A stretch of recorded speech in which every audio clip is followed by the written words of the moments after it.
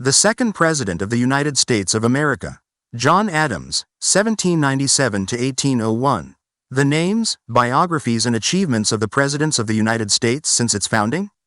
We continue the second President of the United States of America, John Adams, 1797 to 1801. Part 4. He wrote, "There is no good government but what is republican." That the only valuable part of the British Constitution is so because the very definition of a republic is an empire of laws, and not of men. The treatise defended bicameralism, for a single assembly is liable to all the vices, follies and frailties of an individual. Adams suggested that there should be a separation of powers between the executive, the judicial and the legislative branches, and further recommended that if a continental government were to be formed then it should sacredly be confined to certain enumerated powers. Thoughts on government was referenced in every state constitution writing home. Adams used the letter to attack opponents of independence. He claimed that John Dickinson's fear of republicanism was responsible for his refusal to support independence, and that opposition from Southern planters was rooted in fear that their aristocratic slave-holding status would be endangered. After returning from his first mission to France in 1779, Adams was elected to the Massachusetts Constitutional Convention with the purpose of establishing a new constitution for Massachusetts. He served on a committee of 3, also including Samuel Adams and James Bowdoin, to draft the Constitution. The writing fell primarily to John Adams. The resulting Constitution of Massachusetts was approved in 1780. It was the first constitution written by a special committee, then ratified by the people, and was the first to feature a bicameral legislature. Included were a distinct executive, though restrained by an executive council, with a qualified, 2/3, veto, and an independent judicial branch. The judges were given lifetime appointments to hold their offices during good behavior. The Constitution affirmed the duty of the individual to worship the Supreme Being, and the right to do so without molestation in the manner most agreeable to the dictates of his own conscience. It established free public education for 3 years to the children of all citizens. Adams was a strong believer in education as a pillar of the Enlightenment. He believed that people in a state of ignorance were more easily enslaved while those, enlightened with knowledge, would be better able to protect their liberties. Adams's preoccupation with political and governmental affairs, which caused considerable separation from his wife and children, had a distinct familial context, which he articulated in 1780. "I must study politics and war that my sons may have the liberty to study mathematics and philosophy.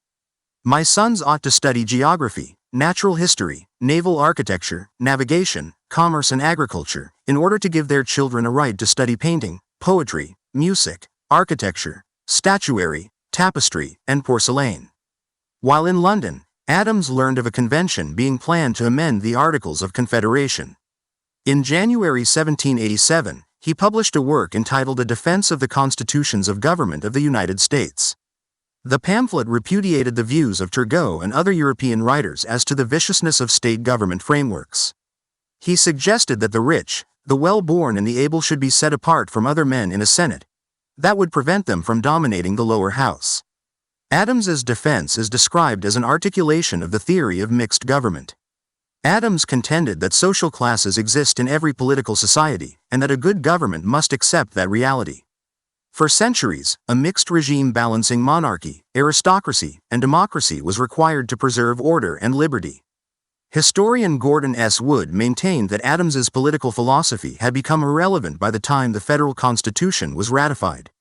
By then, American political thought, transformed by more than a decade of vigorous debate as well as formative experiential pressures, had abandoned the classical perception of politics as a mirror of social estates.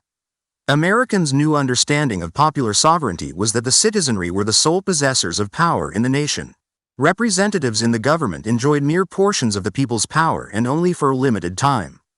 Adams was thought to have overlooked this evolution and revealed his continued attachment to the older version of politics.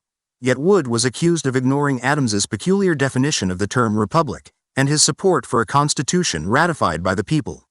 On separation of powers, Adams wrote that, "Power must be opposed to power, and interest to interest." This sentiment was later echoed by James Madison's statement that, "Ambition must be made to counteract ambition," in Federalist No. 51, explaining the separation of powers established under the new Constitution. Adams believed that humans naturally wanted to further their own ambitions, and a single democratically elected House, if left unchecked, would be subject to this error. It needed to be checked by an upper house and an executive. He wrote that a strong executive would defend the people's liberties against aristocrats attempting to take it away.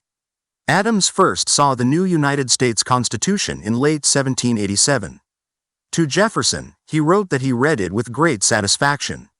Adams expressed regret that the president would be unable to make appointments without Senate approval and over the absence of a Bill of Rights.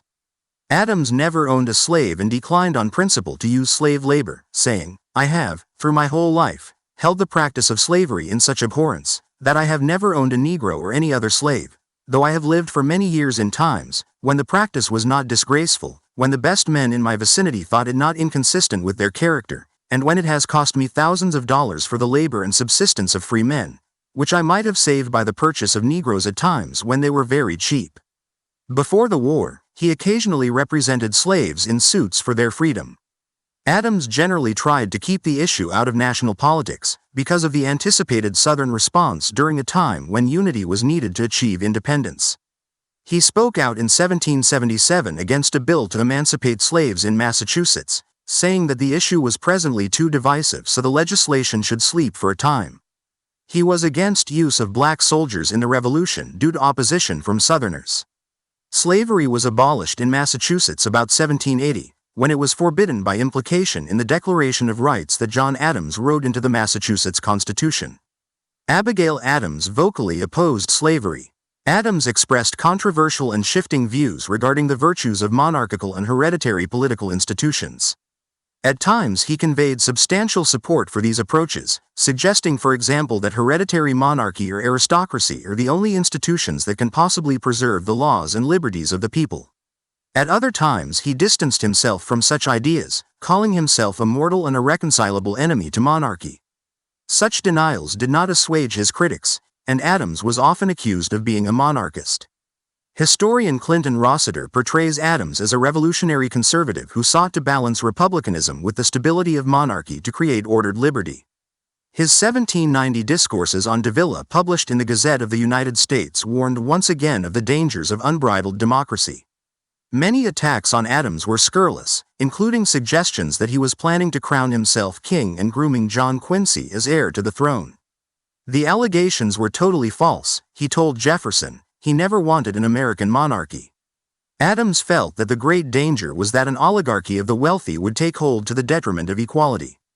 To counter that danger, the power of the wealthy needed to be channeled by institutions and checked by a strong executive. According to biographer David McCullough, Adams was both a devout Christian and an independent thinker, and he saw no conflict in that.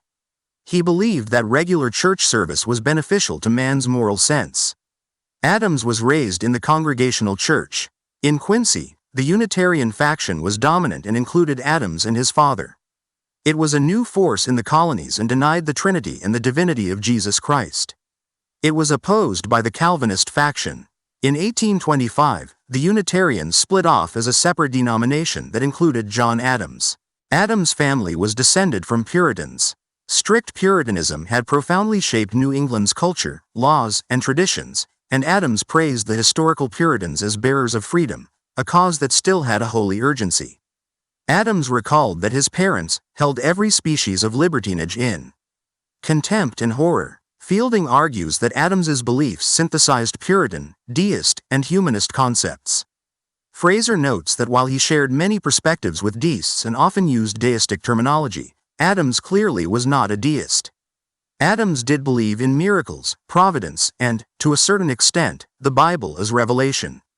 In 1796, Adams denounced Thomas Paine's deistic criticisms of Christianity in The Age of Reason, saying, "The Christian religion is, above all the religions that ever prevailed or existed in ancient or modern times, the religion of wisdom, virtue, equity, and humanity. Let the blackguard Paine say what he will."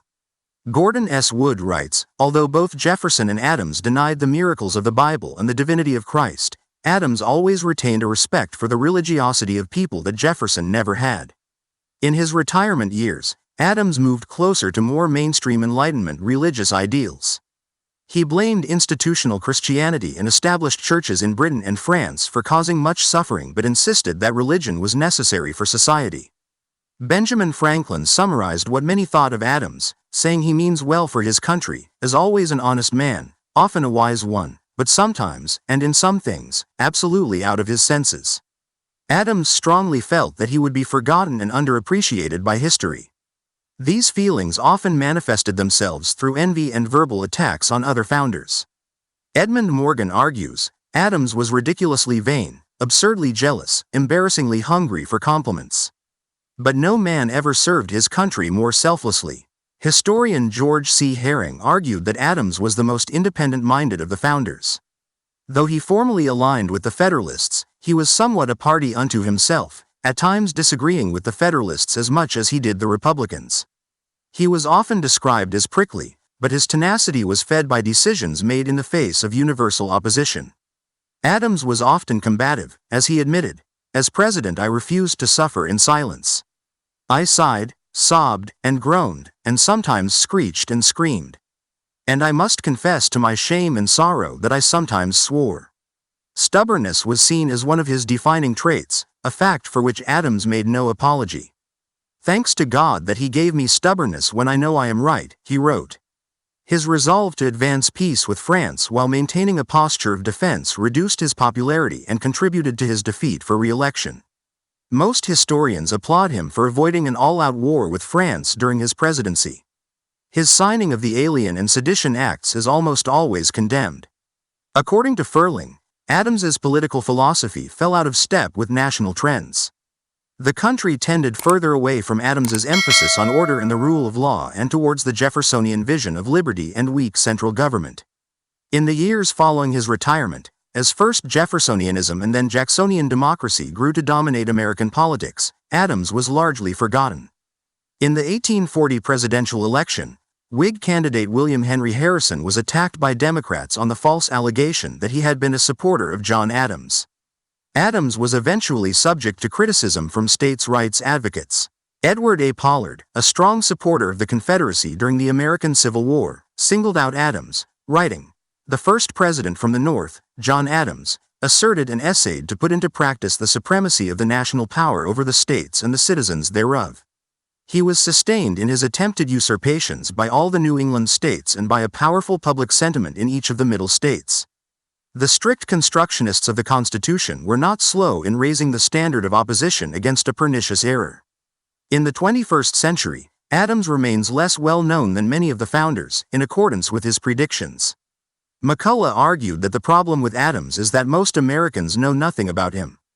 Todd Leopold of CNN wrote in 2001 that Adams is remembered as that guy who served a single term as president between Washington and Jefferson. "He has always been seen," Ferling says, "as honest and dedicated, but despite his lengthy career in public service, is still overshadowed." Gilbert Chinard, in his 1933 biography of Adams, described him as staunch, honest, stubborn and somewhat narrow. "He has always been seen," Ferling says, "as honest and dedicated, but despite his lengthy career in public service, is still overshadowed." Gilbert Chinard, in his 1933 biography of Adams, described him as staunch, honest, stubborn and somewhat narrow. I stop at this point today. Until next time, stay curious, stay informed, and keep exploring the world's incredible stories. Soon we will publish Third President of the United States. Thomas Jefferson, 1801 to 1809. Thomas Jefferson, the third president, is best known for the Louisiana Purchase in 1803, which doubled the size of the United States. He was the principal author of the Declaration of Independence and founded the University of Virginia.